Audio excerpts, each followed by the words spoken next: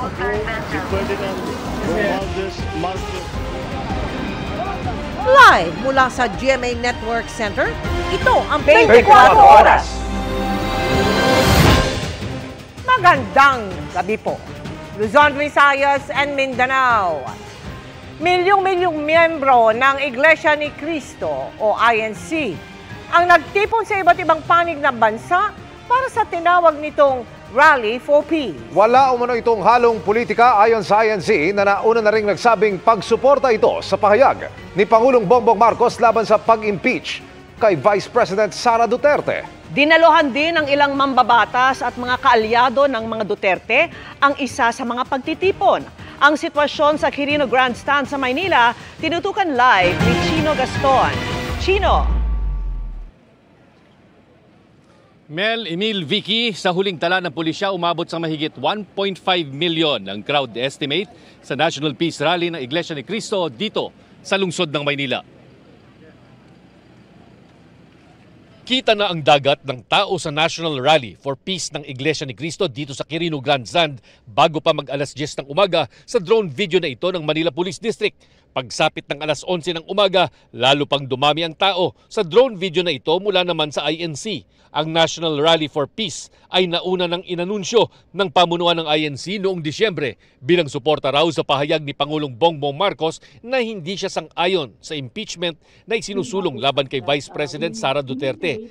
Kahit alas 3:30 pa ng hapon ang simula ng programa, maagang nagdatingan ang mga miyembro ng INC. Ang ilan galing pa sa mga probinsya. Bit-bit ang mga tarpaulin at mga placard na nanawagan ng pagkakaisa at kapayapaan ng mga dumalo alang-alang daw sa kapakanan ng bansa. Ang Iglesia ni Cristo po ay nakikipag-isa sa pamamahala sa layuning magkaisa ang sambayan ng Pilipino po at maging payapa po ang ating bansa. Ang iba naman may panawagan para sa pagtigil ng anumang tangkang impeachment laban kay VP Sara. Pumapanig lang po kami ayon po sa sinasabi ni Bongbong Marcos na no to impeachment po. Unahin ng taong bayan, unahin ang mga problema ng bansa, unahin ang bago po ang mga kanya-kanyang pansariling mga pakinabang. Nakita rin dito sa pagtitipon ang ilang mambabatas na kaalyado ng mga Duterte, kabilang na sina Senador Robin Padilla at Ronald Bato de la Rosa at Congressman Rodante Marculeta. Naroon din si Senador Francis Tolentino. Sabi ng pamunuan ng INC, walang halong politika ang pagtitipon, bagamat hindi nila pipigilan ang sinumang nais na makilahok. Dahil sa pagtitipon, walang pasok sa eskwela at mga opisina sa lungsod ng Maynila, Pasay at Quezon City ngayong araw. Ilang kalsada rin sa Maynila ang isinara. Mula Espanya Boulevard, tukod na ang traffic mag-alas 9 ng umaga dahil sa dami ng mga sasakyang papunta sa Quirino Grandstand. Pinayagan ng mga bus at sasakyan na mag-park sa gilid ng kalsada hanggang sa pagtawid ng Quiapo Bridge at sa panulukan ng Rojas Boulevard. Bukod sa mga tauhan ng MMDA, Manila City Hall, PNP, PCG at AFP, nangasiwa din sa traffic at kaayusan ang sariling volunteers ng INC. May mga volunteer emergency medical personnel din at libreng pamigay ng mga tubig at pagkain. 5,000 pulis mula sa NCRPO, Region 3 at 4 ang naideploy sa mga lansangan sa Quirino Grandstand, sa Liwasang Bonifacio at maging sa Mendiola Bridge. Sinasabing isa ito sa maimpluwensyang grupo kapag eleksyon sa Pilipinas ang pinag-uusapan dahil sa sinasabing block voting o umano ng grupo at pag-endorso ng mga susuportahang kandidato.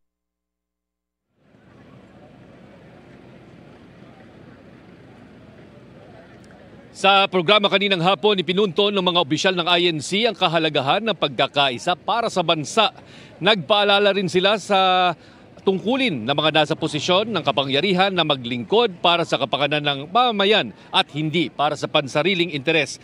Bago mag-alas 6 ng gabi ay natapos na ang programa dito sa Quirino Grandstand at nag-uwian na rin ang mga miyembro ng INC. Sa isang mensahe naman, nagpaabot ng pasasalamat si VP Sara sa Iglesia ni Cristo. Vicky. Maraming salamat sa iyo, Chino Gaston. May mga pagtitipon din bilang pakikiisa sa National Rally for Peace sa ibang bahagi ng bansa.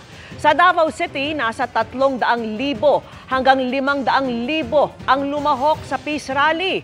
10 kalsada ang pinasara pero may mga alternatibong ruta naman.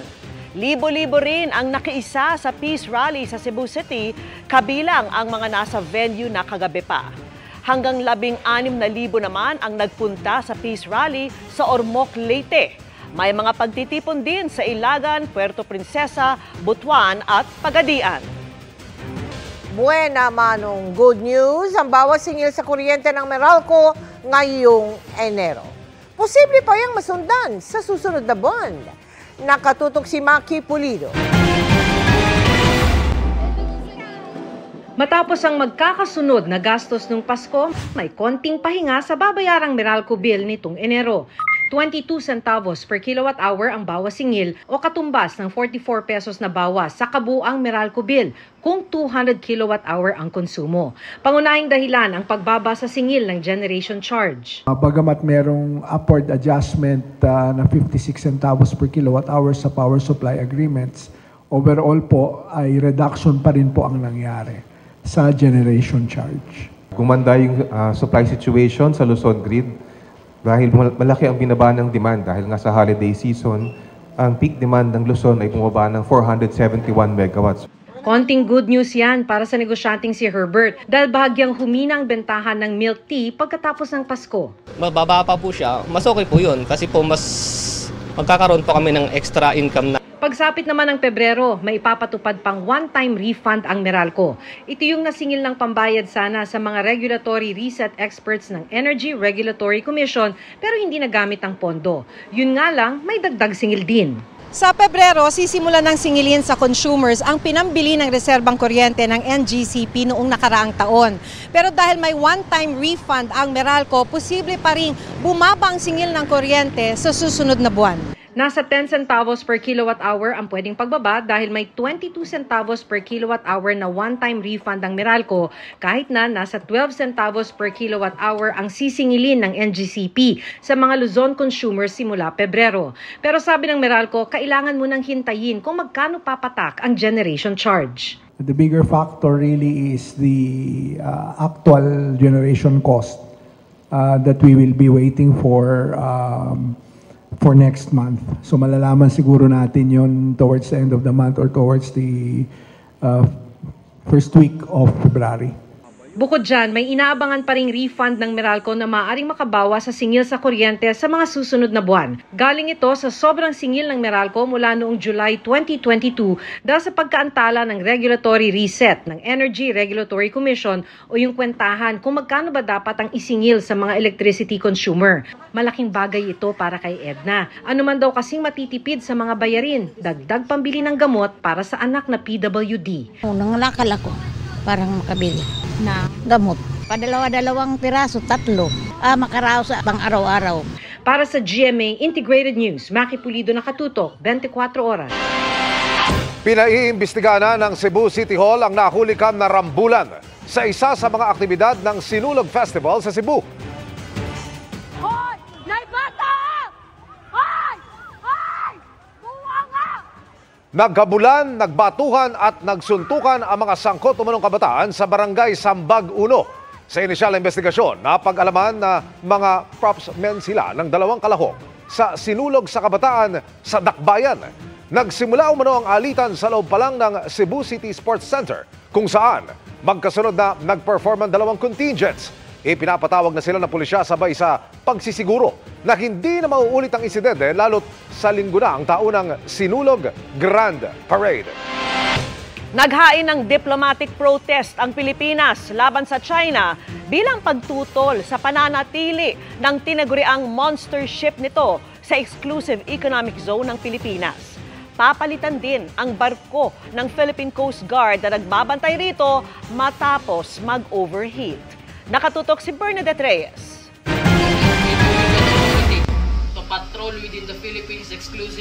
Ika-10 araw na ito ng tinaguriang monster ship ng China Coast Guard sa exclusive economic zone ng Pilipinas. Namataan ito kaninang 1:00 ng hapon sa layong 66.69 nautical miles sa Pundakit, Zambales. Paikot-ikot daw malapit sa Baho de Masinloc o Panatag Shoal at sa coastline ng Zambales. Ayon sa Philippine Coast Guard, nagpadala na sila roon ng mga sasakyang pandagat at panghimpapawid kasabay ng pagradyo at pagpapaalis sa mga Chinese Coast Guard vessels. Pero nag-deploy rin ang China ng helicopter sa lugar. Nauna nang napalayo ng BRP Teresa Magbanwa ang China Coast Guard pero nagkaabirya kanina. This early morning, BRP Teresa Magbanwa experienced overheating of its auxiliary engines. That's why it returned to the port of Bataan. That is primarily the reason kung bakit ang China Coast Guard was able to once again come near at a distance of 67 nautical miles. Papalit ang BRP Gabriela Silang na halos kalahati lang ng monster ship ng China. Ayon sa Philippine Coast Guard, nagsasagawa na rin ng maritime patrol ang aircraft ng PCG na may kakayanan magpadala ng radio challenge sa China Coast Guard vessel. Despite of the discrepancy of the size of the monster ship, the Philippine Coast Guard remains to be committed in deploying our vessels. Tinawag namang iligal na aksyon ng National Maritime Council ang pananatili ng China Coast Guard at naghain na ang Pilipinas ng diplomatic protest para tutulan yan. Partikular ang presensya at aktibidad ng Chinese Maritime Forces at militia sa Exclusive Economic Zone ng Pilipinas. Labag umano ito sa Philippine Maritime Zones Act, UNCLOS at ang 2016 arbitral ruling pabor sa Pilipinas. Para sa GMA Integrated News, Bernadette Reyes, nakatutok 24 oras. Sinampahan ng reklamo ng Justice Department ang 30 pulis na nagsabwatan umano kaugnay sa halos 7 bilyong pisong drogang nasamsam noong 2022. Pineke umano nila ang buy-bust operation at pag-aresto sa kanilang kabaro na sangkot. At may drogang hindi umano natuntun. Nakatutok si Ivan Mayrina. Dahil sa mga kuhang ito ng CCTV noong October 8, 2022 sa Tondo, Maynila, kung kaya naharap sa reklamo ngayon ang 30 pulis. Kita rito si Police Master Sergeant Rodolfo Mayo ng PNP Drug Enforcement Group o PDEG habang inilalagay ang dala niyang paper bag sa kanyang sasakyan. Laman umano ang 2 kilo ng shabu. Kasunod dito ang pag-aresto sa kanya ng mga kabaro niya sa PDEG. Pero kita rin ang ilang beses siyang pinaglabas-masok sa opisina at ilang maleta ng pinaniniwala ang shabong inilabas at ang tila pinagparti-partihan at nilagay sa magkahiwalay ng mga sasakyan. Ang umano'y anti-drug operation hindi inireport at hindi rin dokumentado. Sa halip, idineklara ang isa umanong buy-bust operation bago mag-alas 5 ng hapon laban sa isang empleyado ng opisina na hindi si Mayo. Si Mayo naman pinalabas na nahuli di umano sa isang hot pursuit operation madaling araw kinabukasan.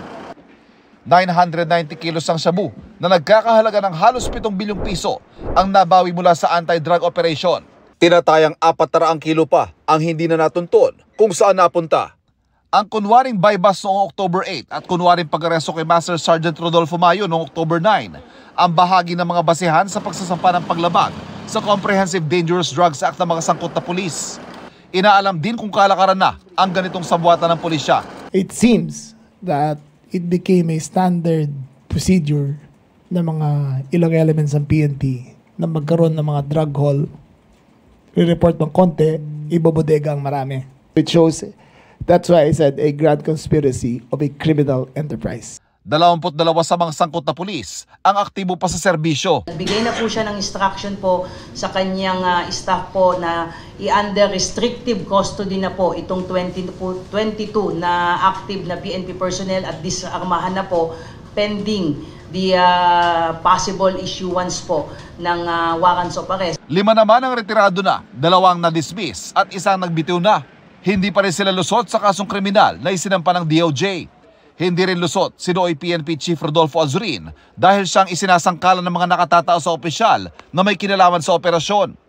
Sinusubukan pa namin siyang kunan ng pahayag pero dati na niyang itananggi ang aligasyon ng cover-up. It is our theory, but not proven, na dahil sa reward system na ginawa ng instituted by the PNP when 2016 started, ang drug haul ay hindi nire-report. At may dahil may reward, kukuha sila ng tingi, ilalagay doon, may reward, may accomplishment. So doon nagkaroon yung bodega, kuha, arrest, reward, promotion. Parang ganun na naging sistema. Pero giit kahit ng kasalukuyang pamunuan ng PNP na walang ganong kalakaran sa pulisya, noon man o ngayon. Hindi po ito institutionalized sa buong organization. No chief PNP, regardless of the present administration or the previous administration, will allow yung mga ganitong illegal scheme. Hindi na umano bagong galawang ninja ng mga tiwaling pulis o tinaguriang ninja cop sa mga anti-drug operations. Yun ba magre-raid o magsasagawa ng buy-bust at ang makukumpiskang droga, malit na bahagi lang idedeklara at itatabi para ibenta ang iba. Marami na umanong nasibak at nakasuhan dahil dyan na handang gawin ng PNP sa sino man nilang kasama na gagawa ng irregularidad. Para sa GMA Integrated News, Ivan Mayrina, nakatutok, 24 oras. Umabot sa mahigit 30 ang arestado sa pagsisimula ng COMELEC gun ban. Kabilang ang isang opisyal ng gobyerno at isang sundalo. Yan at iba pang paghahanda ngayong unang Lunes ng election period sa pagtutok ni Sandra Aguinaldo. Sa unang araw ng pagpapatupad ng COMELEC gun ban kahapon, 31 ang arestado sa mahigit 1,400 na checkpoint sa buong bansa. Sa ulat ng National Election Monitoring Action Center na nakabase sa Camp Crame, 26 dito ay sibilyan, 3 ang security guard, 1 ang appointed government official at 1 ang sundalo na nataong naka-off duty. 80 armas naman ang kumpiskado ng pulisya. Kaya paalala ng COMELEC, ang pwede lang magdala ng baril habang election period ay yung may mga gun ban exemption at yung mga pinahihintulutan ng batas na magbitbit ng baril. Hanggang June 12 ito ipatutupad. Good faith is not a defense. Ibig sabihin, kaya si Hodang dala mo ang lisensya, kaya si Hodang meron ka naman permit to carry outside of residence, wala ka naman exemption sa COMELEC, good faith is not a defense. Ang mga lalabag, maaring masampahan ng kasong paglabag sa Comprehensive Firearms and Ammunition Regulation Act. Maari silang maharap sa kulong na 1 to 6 years at pwedeng hindi na sila mabigyan ng lisensya ng baril kailanman. Ang mga taga-gobyernong mahuhuli maari ding maharap sa kasong administratibo. Pangako naman ng PNP, titiyakin nilang wasto ang pagpapatupad ng checkpoint. Maglalagay din daw sila ng mobile CCTV camera sa mga checkpoint. May mga nagtatanong, pwede po bang kuhanan ng mga nakasakay sa sasakyan yung habang po sila ini-inspeksyon? Wala naman pong problema po yun kung sa tingin nila ay mas magiging ligtas po sila sa pagdaan po doon ay naiintindihan naman po kasi gusto rin niya po nilang i-document yung pag sila naman po yung ini-inspect. At ang utos po ng ating Chief PNP ay dapat po ay meron po silang mga suot na body-worn cameras. Kaugnay pa rin sa eleksyon, ipinakita ng COMELEC sa publiko ang final trusted build para sa automated counting machine at consolidated canvassing system. Ang trusted build ay yung pag-convert ng source code na ginawa ng mga programmer sa machine-readable code para daw itong matiyak na ligtas at hindi madadaya ang sistema. Matapos nito ay inilagay na ang USB sa envelope tsaka sinelyuhan at pinirmahan. Plano ng COMELEC na ilagay ito sa Bangko Sentral ng Pilipinas para matiyak na hindi mapapasakamay ni numan. Officially na turn over na sa atin ngayon yung certificate, yung envelope na naglalaman ng pagpapatunay na yung CCS natin kasama ang ating ACM ay walang nakitang problema, defects or dagdag or whatever. Ibig sabihin, handang-handa na ang COMELEC na gamitin ang ACM pati ang CCS consolidation para sa gagawin natin na mock election ngayon darating na Sabado. Matapos naman ang pag-anunsyo ni Narvacan Mayor Chavit Singson na umaatras na siya sa pagtakbong senador dahil sa kanyang kalusugan, sinabi ng COMELEC na dapat personal na humarap sa COMELEC si Singson para gawing formal ang kanyang pag-atras. Hindi na rin daw maaalis sa balota ang pangalan ni Singson dahil nagsimula na ang printing ng balota noong 6 ng Enero. Para sa GMA Integrated News, Sandra Aguinaldo, nakatutok 24 oras. Inireklamo ng kanyang misis ang Olympic bronze medalist na si Yumir Marshall kaugnay sa umunoy pananakit at pakikipagrelasyon sa ibang babae. Pinabulaanan yan ng boksingero at nakatutok si Mav Gonzalez. Parang kailan lang nang masaksihan natin ang suportang ibinuhos ni Princess Marshall sa kanyang asawang si Yumir matapos ang bigo nitong tangkang magkamedalya sa 2024 Paris Olympics. Pero ilang buwan lang ang lumipas, nag-post si Princess tungkol sa umano'y relasyon ni Yumir sa ibang babae. October 22, 2024, nakita ko po yung wallet nung babae sa bag niya. October 24, nakita ko po sa Find My iPhone location, nasa area po siya ng NAIA Terminal 3. Nahuli umano niya si Yumer sa isang condominium sa Pasay. Pagbukas po nung security guard, pumasok yung ate ko, and then ako po yung huling pumasok. Pagpasok ko po, yung babae nakatayo. So nung nakita ko po na nandun yung asawa ko, pumunta po ako sa higaan, nakita ko nakahiga, walang damit. Ayon kay Princess, pinaaresto niya si Yumer at ang babae. Pero kalaunay pinakawalan din matapos niyang pumirma ng affidavit of desistance. Pero imbis aniya na magbago, ay minanipula pa umano siya ng boksingero. Kaya nakipaghiwalay na umano siya at pinutol ang komunikasyon nila. Kasunod ng trauma, emotional stress at physical abuse umano. Yung pananakit niya na tinatanong niyo kung ilang beses, hindi ko na po mabilang. So minsan talagang hindi niya napipigilan. Nasasaktan niya po ako. Pinabulaanan lahat yan ng Pinoy boxer. Walang nangyayari na pagtataksil. Nangyari yon bago pagtapos ng Olympics. Hindi na kami nagsasama dalawa. October 24. Nandun kami sa police station. Dahil sa galit niya, yung ginawa nila, pinahal niya kami ng concubinage. Nandun sa affidavit of desistance niya in-applyan niya na hindi totoo yung gusto inurong niya yung kaso. Na-inquest na kami kaya nagstay ako sa police station for 4 days. Hindi rin daw niya pinagbuhatan ng kamay ang asawa. Siya yung nagsasaktan sa akin. Pinoprotektahan ko sa sarili ko na huwag niya ako saktan at natatamaan ko siya na dahil sa pagprotekta ko sa akin sarili. Pinabulaanan din ni Yumer ang kwento ni Princess na kinuha niya umano ang lahat ng kanilang ipon para aniya magpatayo ng bahay para sa kanyang babae. Hindi po totoo yun. Una-una, yung account namin, yung joint account namin, nasa kanya. Hawag niya ngayon. Yung lahat ng titulo ng bahay namin sa Maynila, yung mga property namin, nasa kanya. At yung sinasabi niya, pinapatayuan ko ng bahay yung babae, hindi yun totoo. Naghain na ang panig ni Princess ng reklamo laban kay Yumer kaugnay sa paglabag sa Anti-Violence Against Women and Their Children Act. Para sa GMA Integrated News, Mav Gonzalez, nakatutok, 24 oras. Hanggang 3 taon posibleng hindi madadaanan ang isang bahagi ng Mindanao Avenue sa Quezon City. Isinara ito para sa itinatayong istasyon ng Metro Manila Subway. Ang epekto sa trapiko sa pagtutok ni Joseph Moro. Sa kayan at babaan ng marami ang kanto ng Tandang Sora at Mindanao Avenue sa Quezon City. Tulad ni Roman, ang bahagyan nag-aalala dahil ng isara ang bahagi ng Mindanao Avenue simula kahapon. Ang time po kasi ng pasok ko is 1 p.m. Pero aalis po ako na mas maaga para hindi po ako malate sa klase ko. Dito rin sumasakay si Emmy papuntang Novaliches. Mabuti na lamang at hindi mabigat na traffic ang kanyang nadatnan.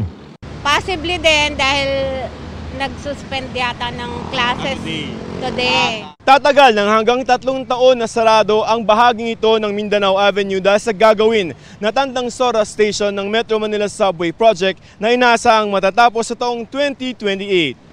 Sarado ang pinakagitna ng bahaging ito ng Mindanao Avenue pero tila ibinuka lamang ito dahil naglagay ng diversion road na may parehong bilang ng lane sa magkabilang panig nito.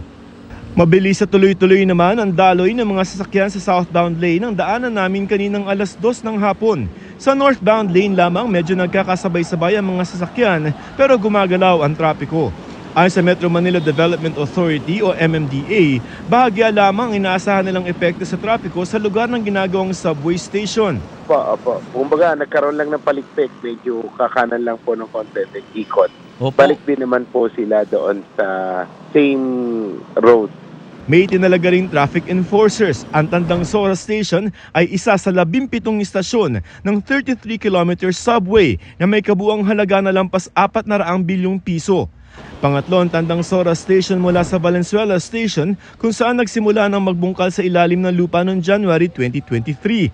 As of 2024 naman, umabot na sa Quirino Highway Station ang pagbubutas ng northbound track sa ilalim ng lupa. 20% ng konstruksyon ng subway ang nagagawa na ayon sa DOTR, habang 2029 ito inaasahang maging fully operational. Wala umanong masyadong magiging epekto ang budget cut ng DOTR ngayong taon sa mga big-ticket infrastructure items ng gobyerno. The loan proceeds were not included in the budget. But as I mentioned earlier, we can still draw on the loan. Para sa GMA Integrated News, Joseph Morong, nakatutok 24 oras. Happy Monday, chikahan mga kapuso! Maayong gabi! Mula kina Vanessa Tata, ang dalawang character ni Jillian Ward na makikilala na natin mamaya sa world premiere ng My Ilonggo Girl.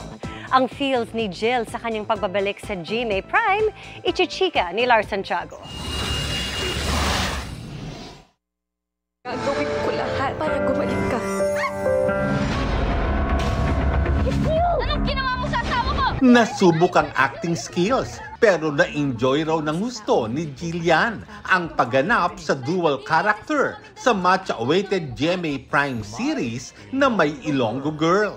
Bata pa lang ako, naniniwala na ako sa kwento ng doppelganger. Dito, gaganap si Jillian bilang ang sikat na aktres na si Venice at si Tata, ang carbon copy ni Venice.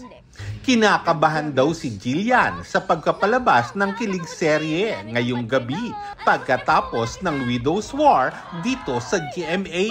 Pero ayaw raw niyang mag-overthink. Pinaglalaroon ko po yung mga characters ko, which is sobrang fun kasi ano po dual po yung roles ko dito, dalawa po. So parang, alam niyo po yung pwede po akong mag all out, pwede po akong, alam niyo po yung walang restrictions sa characters ko, ganun. Kasama niya rito si Michael Sager as Francis, ang asawa ni Venice.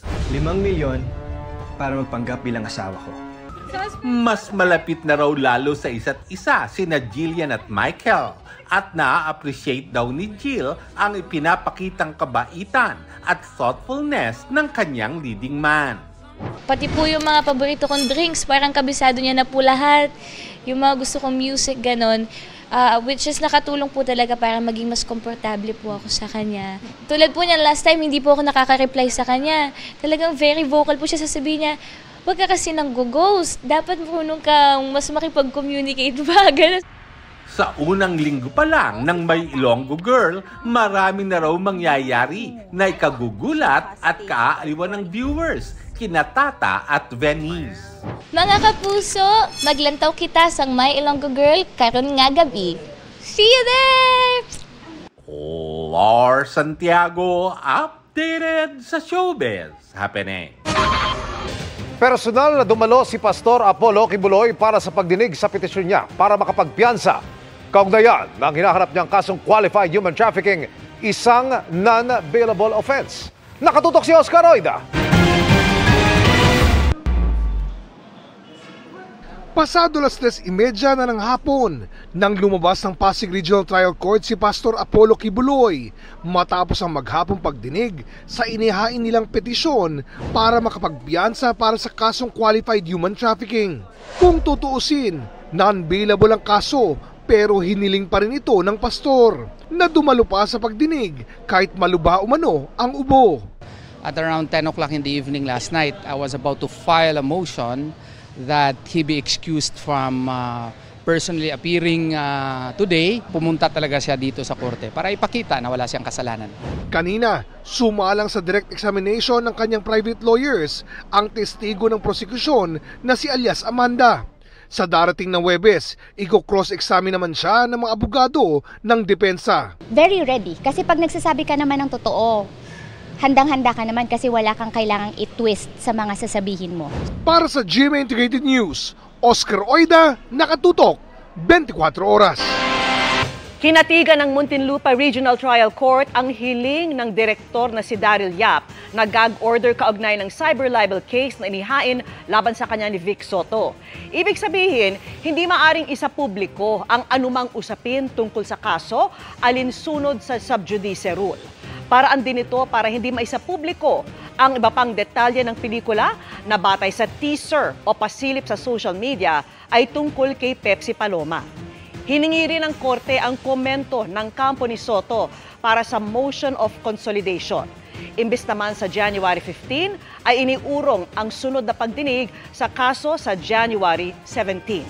Samantala, itinanggi naman ng kapatid ni Vic Soto na si dating Senate President Tito Soto ang pahayag ng kampo ni Yap na ipinadala sa isang kapatid ni Soto ang kopya ng script ng pelikula. Sabi ng dating senador, ibinigay umano ito kay Vic Del Rosario, ang big boss ng Viva Films, at hindi kay Vic Soto. Hindi umano nabasa ng magkapatid na Soto ang script. Pinuri ni outgoing US President Joe Biden si Pangulong Marcos dahil sa anyay diplomatic response nito sa agresibo at mapanghamong aktibidad sa South China Sea. Sa gitna yan ng trilateral virtual meeting ng dalawang Pangulo at ni Japanese Prime Minister Ishiba Shigeru. Sa pulong, muling nag-usap ang tatlong bansa tungkol sa ekonomiya, maritime at teknolohiya. Binanggit ng mga pinuno na malayo na ang iniusad ng kooperasyon ng tatlong bansa mula noong Trilateral Summit noong April 2024. Umaasa rin ang Amerika at Japan na lalo pang mapalalim ang kooperasyon ng tatlong bansa sa iba't ibang aspeto. Mga kapuso, may mga pag-ulan ulit na nagpabaha sa ilang bahagi ng bansa. Sa Palawan, lubog sa matinding baha ang ilang barangay sa bayan ng Brooks Point at Sofronio, Española. Ayon sa kanilang PDRMO, umaga pa lamang ay nakaranas na ng malakas na ulan sa probinsya kaya mabilis tumaas ang tubig. Pahirap pa naman ang pagtawid ng mga sasakyan sa spillway na ito sa Del Gallego, Camarines Sur. Ayon sa mga residente, patuloy pa rin nararanasan ang malakas na buhos ng ulan sa kanilang lalawigan. Mistulang ilog naman ang mga kalsada sa Baco at Calapan sa Oriental Mindoro. May mga sityo na hindi na madaanan dahil sa taas ng baha ng ilay abot tuhod at baywang na. Ayon sa Pag-asa, shear line ang nagdulot ng masamang panahon sa Mimaropa at Bicol Region kagabi at kanina. Sa ngayon, pansamantalang humina na ang epekto ng shear line pero patuloy na makaka-apekto sa bansa ang easterly sa Tamihan. Base sa datos ng Metro Weather, umaga bukas may ulan na sa eastern sections ng Northern at Central Luzon, halos buong Southern Luzon, Bicol Region, Eastern Visayas, pati sa Caraga, Davao Region. Magtutuloy-tuloy yan sa hapon pero mas malawakan na ang mga pag-ulan sa Mindanao. May matitinding ulan pa rin sa ilang lugar sa bansa kaya maging handa pa rin sa banta ng baha o landslide. Sa Metro Manila, gaya po kaninang tanghali sa Maynila, posible rin ang panakanakang ulan bukas.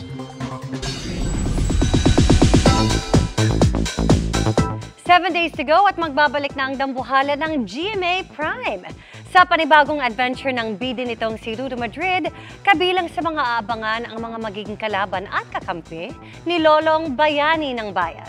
Makichika kay Aubrey Carampel.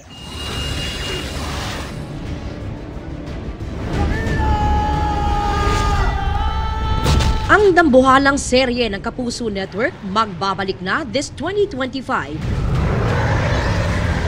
Ang Lolong Bayani ng Bayan na muling pagbibidahan ni Kapuso Prime Action Hero Ruru Madrid. Sa Season 2, mas pinalevel up ang aksyon. Si Lolong mas marami na ring makakalaban. Bilang basta isa, dalawang kontrabida makakaharap niya dito, kundi napakarami. Matapos manalo bilang Best Supporting Actor sa 50th Metro Manila Film Festival para sa Green Bones, mas motivated at inspired daw si Ruru na paghusayan pa ang pagganap bilang si Lolong. Ito raw kasi ang isa sa mga proyektong minahal niya ng husto at nagpabago sa kanyang buhay. Naibalik nito yung drive, yung passion ko sa craft ko. So, I guess this time parang mas buo na siya sa utak ko. Mas kaya ko na siyang gawin, mas mahal na mahal ko itong ginagawa ko. Sa MediaCon ng Kapuso Adventure Serye, ipinakilala na rin ang cast. Ang ilan nagbabalik at ang ilan mga bagong makakalaban at magiging kakampi ni Lolong. Kabilang na sina John Arcilla, Jean Garcia, Martin Del Rosario, Paul Salas, Rocco Nacino, Rochelle Pangilinan, Noni Buencamino, Leo Martinez, Nikki Valdez, Mikoy Morales, Rojun Cruz, Clea Pineda at marami pang iba. Siyempre, nariyan din ang kaibigan at kasangga ni Lolong, ang buwayang si Dakila. Mas malaki talaga siya, in a way. At the same time, mas malaki yung cast. Before, parang nasa 12, 14 lang yata yung main cast. Pero ngayon, I guess parang umabot na kami 50+. Nagbabalik din ang love interest ni Ruru na si Elsie, played by Shaira Diaz. Sa Season 2, masusundan ang kanilang love story at masasagot din ang ilang katanungan.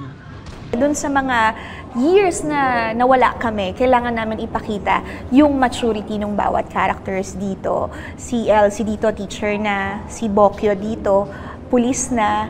Si Lolong, may iba't ibang trabaho siyang pinapasok. So, nakakatuwa kasi hindi kinalimutan din ng writer na i-include yung growth ng mga characters namin.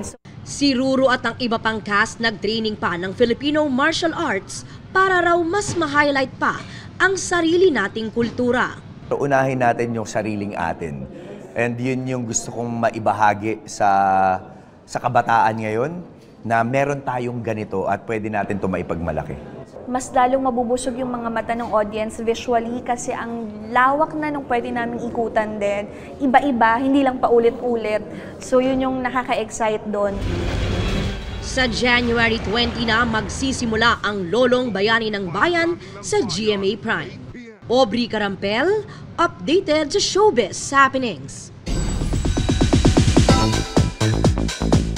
Sabay na pinanood ni na Sofia Pablo at Alan Ansay ang world premiere ng bago nilang GMA Afternoon Prime series na Prinsesa ng City Jail sa gitna ng pagsalang sa GMA Integrated News interviews at bukod sa real score ng dalawa.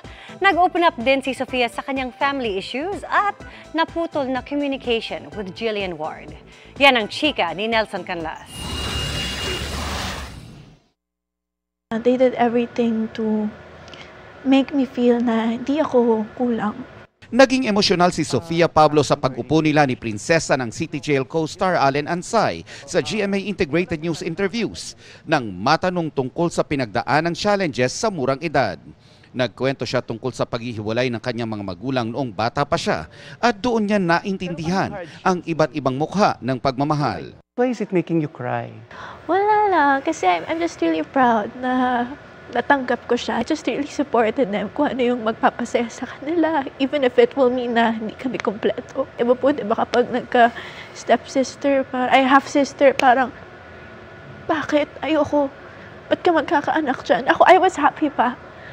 Nung nagka-half-sister ako, I was really happy na, kasi everyone deserves to be happy. Like, di ko naiintindihan yung mga bata na ipagdadamot sa magulang nila yun. Para kay Sofia, kasabay ng kanyang pagtupad sa kanyang pangarap ang pagsanga sa pagtupad din ng pangarap para sa kanyang ina na magkaroon ng restaurant. Tinalikuran daw kasi ng mami ni Sofia ang sarili niyang pangarap na maging chef para alagaan siya nang nagsisimulang mag-artista. Pagmamahal din sa pamilya ang nagtulak kay Allen para pasukin ang mundo ng showbiz. Buo daw ang kanyang pamilya pero magkakalayo dahil OFW ang ama at subsob sa trabaho ang inang guro. Lagi ko po sinasabi yan kay tatay na mag-iipon ako para hindi na siya magbarko. Pag nakapag-ipon ako magpaparal sa mga kapatid ko, tutulungan ko sila. Kasi gusto ko rin maramdaman po ng mga magulang ko yung masarap na buhay. Naging honest din si Allen tungkol sa kanyang feelings para sa other half ng Althea Love Team. Ano ba kayo ni Sophie? Kami po. Alam po ni Sophie na... Or there's something personal? Ikaw ang tatanungin ko, ikaw ang lalaki. Okay. Alam po ni Sophie na gusto ko siya. And alam din po ni Mami at ni Tito na gusto ko po si Sophie. Opo, sinabi ko po yun. Bakit bawal pa ba siyang ligawan? Bawal siyang ano? Ano po, basta sabi naman ni Mami po, darating din daw po yung tamang oras para doon. And ayoko naman din pong i-pressure si akin. And for the first time, napag-usapan namin ang isang dating kaibigan ni Sofia. What's the score between you and Jillian Ward? Actually, lagi po siyang natatanong sa akin. And I've always said na hindi kami magkaaway, hindi lang kami magkasundo or something. Pero the truth is, I say that para iwas issue na sa amin both. Kumbaga, it's a feud na sobrang tagal na. And I think one of the things kung bakit di namin siya naayos is because we never got to talk about it. But you were so close before. Yes. Gulat na lang ako, biglang hindi na. Ganun yung nangyari sa amin. And after nun, we never talked anymore. We're close, tapos biglang wala na. Basta? Like literal, wala na. In a snap. wala pong buwelo na ilangan. Literal, stop. You never mediated for them? Parang wala pong naglalakas loob. Kasi pero recently, nasa AOS kayo pareho. At nagka-picture pa kayong dalawa. So you never, sa bagay, kasi mabilis lang yun eh. Mabilis lang po. Yun nga po. Kaya I always say, hindi, kasi ayoko na rin na nai-issue po kami both. Lalo na parang pareho kaming nasa peak ng careers. Nagsimula raw ang kanilang hindi pagkakaunawaan noon pang panahon ng Season 1 ng Prima Donnas, pero di niya naikwento kung ano ang dahilan. People should just stop making an issue po about it. Like kung hindi kami okay, I don't see any problem with it. Kumbaga, it's normal. You can't force friendship to reconcile out of nowhere, lalo kapag wala pa kayong reasons na, parang hindi man reasons, pero wala pa kayong ways na, paano nga tayo magkakayos? Walang gusto na, anong nangyari? Nabanggit din ni Sofia na nagkaroon din siya ng hindi pagkakaunawaan kay Will Ashley na nakasama niya sa Prima Donnas at ngayon kasama niya sa prinsesa ng City Jail. Will and I also didn't talk for 4 years. He would just greet me on my birthday. Nagte-thank you naman po ako, pero bukod dun pag nakikita kami, invisible. Ganun so, yung... Okay na kayo? Yes, kasi before po we started taping, we talked. Yun po yung point ko na, I think darating naman din yun with Jillian, when the time is right, kapag may taong nag-start na, ba't di kayo mag-usap? Kasi yun po yung nangyari with Will. Naging okay kami kasi we both wanted to be okay na. And now is not the right time yet since kahit ako, labong-labo rin ako. Nelson Canlas, updated sa Showbiz Happenings. Sinusubukan pa namin kunin ng pahayag ni Jillian Ward kaugnay ng mga sinabi ni Sofia Pablo. At yan ang mga buwan naman akong chika this Monday night. Ako po si Ia Analiano. Miss Mel, Miss Vicky, Emil. Thanks, Ia. Salamat sa iyo, Ia. Thanks, Ia. At yan ang mga balita ngayong Lunes. Ako po si Mel Tiangco. Ako naman po si Vicky Morales para sa mas malaking misyon. Para sa mas malawak na paglilingkod sa bayan, ako po si Emil Sumangil. Mula sa GMA Integrated News, ang News Authority ng Pilipino. Nakatutok kami 24 oras.